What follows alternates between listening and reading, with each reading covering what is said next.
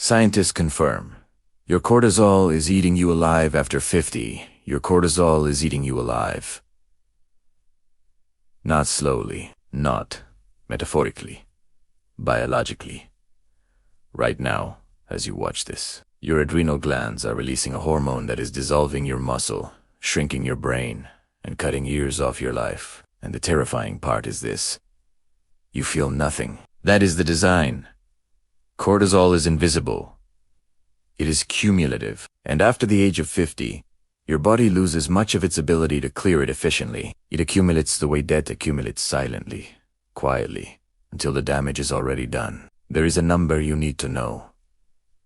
A threshold. Above that threshold, cortisol stops being a stress response and starts being a wrecking ball. We will get to that number in a moment.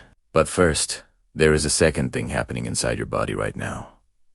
Something ancient physicians noticed 3,000 years before modern science had a name for it. They called it Agni imbalance. A fire burning too long, and they built a specific breathing architecture to extinguish it. Science has now confirmed exactly why that architecture works. And there is a third piece, a hidden window, a biological timing mechanism that determines whether this protocol works or does nothing at all. Most people will never know it exists. By the end of this transmission, you will have all three. Before we go further, place one hand on your chest. Feel your breath. Is it shallow, fast, irregular? That is cortisol doing its work.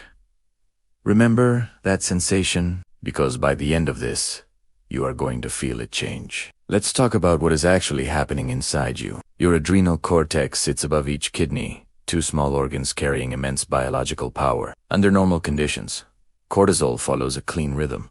It peaks in the morning and drops at night. Rise, fall, reset. That rhythm is what keeps you alert when you need to be and recovered while you sleep. But after 50, that rhythm flattens. The morning spike no longer rises high enough to truly energize you. The evening drop no longer falls low enough to let you sleep deeply. And in between, the baseline creeps upward. You end up running on a hormone that is perpetually misfiring, and your body no longer has a strong natural mechanism left to correct it on its own. This is called cortisol and it doesn't stay contained. It triggers a cascade, 5 distinct areas of breakdown. 1.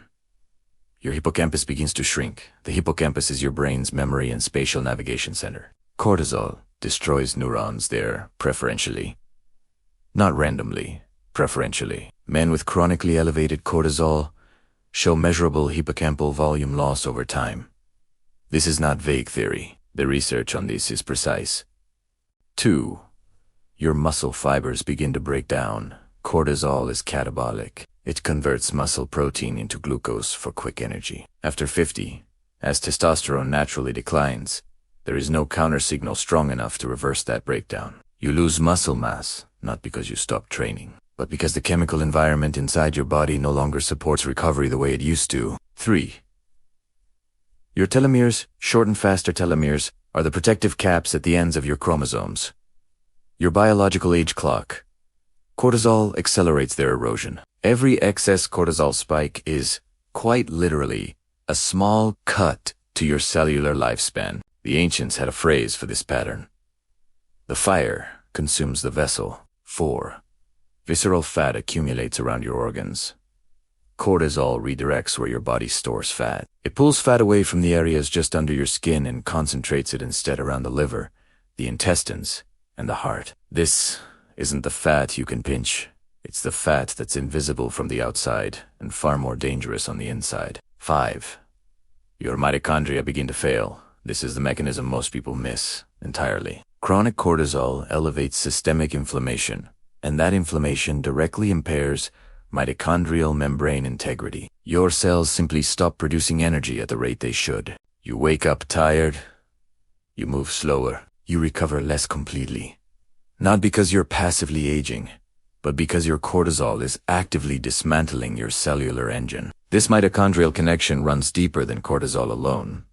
There is a specific cellular switch governing this process, one that cortisol is the primary trigger for switching off. We'll point you to a dedicated transmission on that switch at the end of this video. Because what cortisol starts, that mechanism continues. Notice something about these 5 points. None of them happen in isolation. A shrinking hippocampus makes it harder to manage stress cognitively, which raises cortisol further. Muscle breakdown lowers your resting metabolic rate, which increases fat storage, which increases inflammation, which raises cortisol further still. Shortened telomeres speed up cellular aging across every one of these systems at once. This is not 5 separate problems. It is one problem, expressing itself in 5 different places in your body simultaneously, and it compounds quietly, year after year, while you go about your normal life feeling like nothing in particular has changed. That is exactly why so few people catch it in time. Here is the number I promised you. Above 20 micrograms per deciliter in a morning saliva test. The damage accelerates exponentially. Most men over 50 never get tested. They simply age faster than they should, and they wonder why. Take a moment and on your chest again. Notice your breath. Section 2.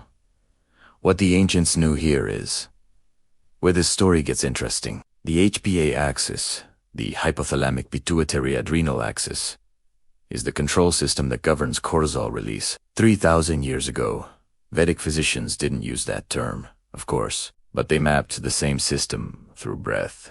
They discovered that nasal airflow is asymmetric, that the right nostril activates the sympathetic branch, the cortisol branch. The left nostril activates the parasympathetic branch, the recovery branch. And, most remarkably, they discovered that a person could switch deliberately between the two. They called this Surya Chandra, Nodi, the sun and moon channels. Modern neuroscience calls it the nasal cycle and its relationship to autonomic lateralization. The discovery is the same, only the language differs. The technique built around this discovery is called Nadi Shuddhana, in English, channel purification. It's documented in the Hatha Yoga Pradipika, a 15th century text that encoded practices predating it by thousands of years. For centuries, this breathing pattern was passed from teacher to student in near silence. The full biological mechanism was never explained. The instructions were simply given. For most of that history, the results were considered sufficient proof. Think about what that means. A system of practitioners with no access to blood tests, no MRI machines, no way to measure a hormone they couldn't even name, still managed to map the 2 branches of your autonomic nervous system with enough precision that a modern physiologist can look at their instructions today and recognize, sentence for sentence, what they were describing. They didn't have the vocabulary of sympathetic and parasympathetic. They had observation, repetition, and generations of careful teaching. And it got them to the same place. Now, we can finally explain why it works. Sit upright. Both feet on the floor, jaw unclenched, tongue off the roof of your mouth. This is not a relaxation exercise. This is a hormonal reset. Approach it that way. The architecture of this breath is precise. Here's exactly how to do it. And position, using your right hand.